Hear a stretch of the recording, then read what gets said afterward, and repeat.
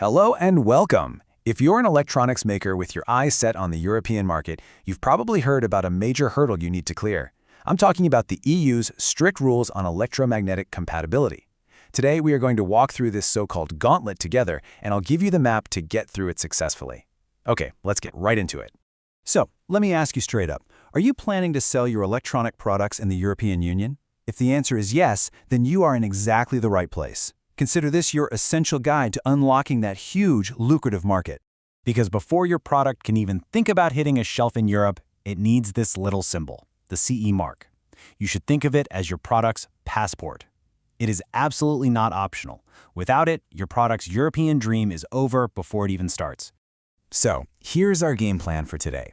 We'll kick things off with the EU's core EMC mandate, what they're really asking for. Then, we'll dive deep into the two main pillars, controlling your product's emissions and building up its immunity. After that, I'll walk you through the step-by-step compliance playbook, and we'll wrap up with the final, glorious step, getting that CE mark on your product. Okay, so when you first look at the official EU MEC directive, it can seem, well, a bit intimidating. But the good news is, it's all built on two fundamental principles that are actually very simple and, just plain common sense. On one hand, we have emission. Just think of this as the good neighbor rule. Your device can't be an electromagnetic bully, basically. It shouldn't be creating a whole lot of electrical noise that messes with other devices around it. And on the other hand, we have immunity. This is the toughness test. Your product needs to be robust enough to work correctly in the real world, which is, let's face it, electromagnetically noisy. It's a two-way street, you see. Don't cause trouble, and be tough enough to handle trouble from others. All right, let's dig into that good neighbor rule first. This is all about making sure your device doesn't pollute the airwaves or the power lines. In a world that is jam-packed with electronics, the EU is incredibly serious about this, and for good reason. They want to prevent a chaotic mess of interference where nothing works the way it's supposed to. So what kind of noise pollution are we talking about here? Well, it comes in a few different flavors. You've got radiated emissions, that's interference that travels through the air. Then you have conducted emissions, which is noise that travels back onto the power cord. And then the EU has two really special categories that focus on power quality: harmonics and flicker. Let's break those down. Now let's take a look at some actual numbers for radiated emissions. See those two columns? Class A is for industrial environments, and Class B is for residential, for homes. Now what's really important to notice here is that the Class B limit is 10 decibels lower. You might think, 10 decibels? What's the big deal? But let me tell you, in the world of engineering, that is a huge difference. It means the limit is more than 3 times stricter. Simply put, the rules are way tougher for devices that go into homes, to make sure your new gadget doesn't mess with your neighbor's TV reception. And this chart really tells the story. It compares the EU's CISPR limits, those are the solid lines, with the American FCC limits. And while they look similar in some places, you can clearly see that the European rules are way stricter in certain frequency bands, especially that range between 88 and 230 megahertz. This is so important. You can't just pass the US test and assume you're good to go for Europe. You have to design for these tougher European limits from the very beginning.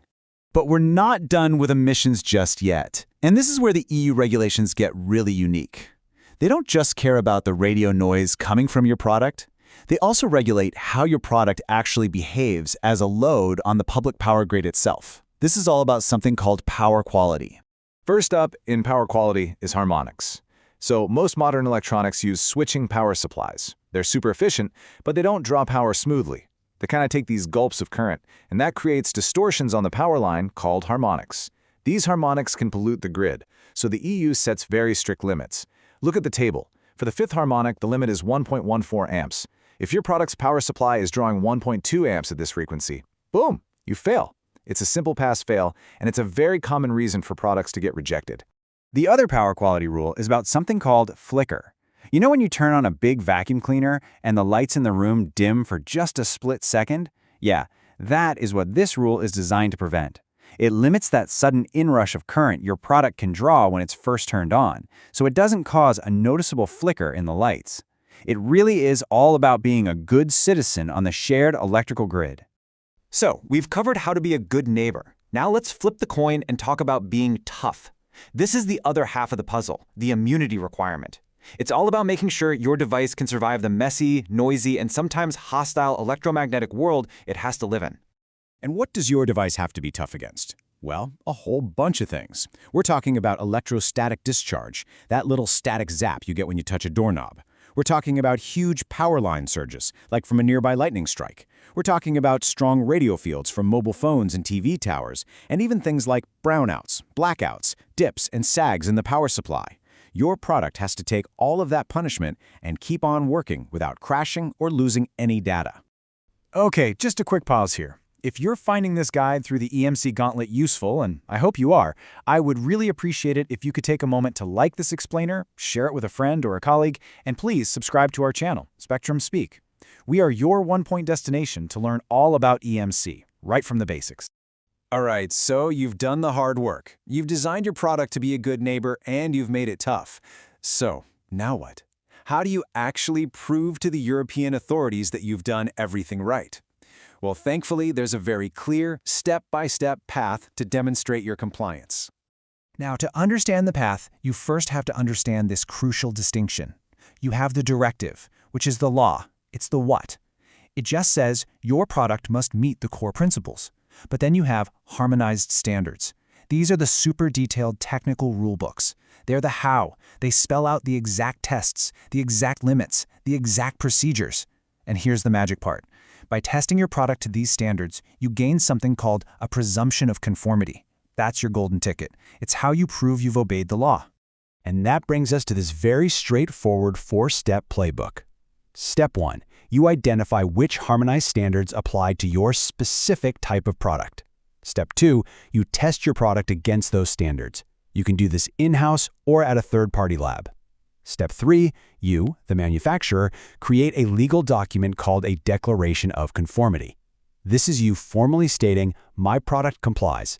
And finally, the best part, Step 4, you get to affix the CE mark to your product.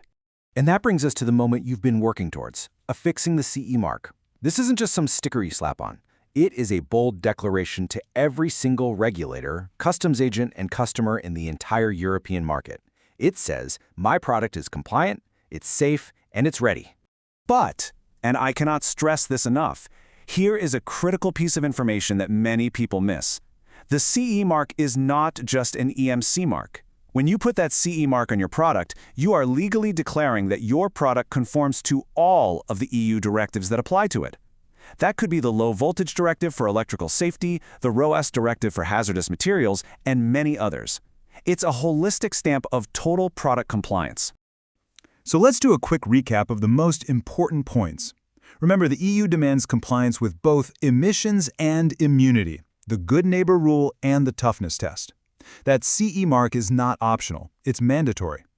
Don't forget that Europe has those unique power quality rules for harmonics and flicker. And for most electronics, compliance is a self-certification process with your own declaration of conformity as the key legal document. And I'll just leave you with this final thought to ponder. We've talked a lot today about rules and tests and legal compliance, but if you take a step back from all that, think about this. How does building a product that is electromagnetically tough and quiet by design make it a fundamentally better, more reliable, and more robust product for every single one of your customers, no matter where they are in the world? Hey, if you liked our efforts in breaking down this really complex topic, please do let us know in the comments below. We read every single one, and your feedback really helps us out. Thank you so much for watching.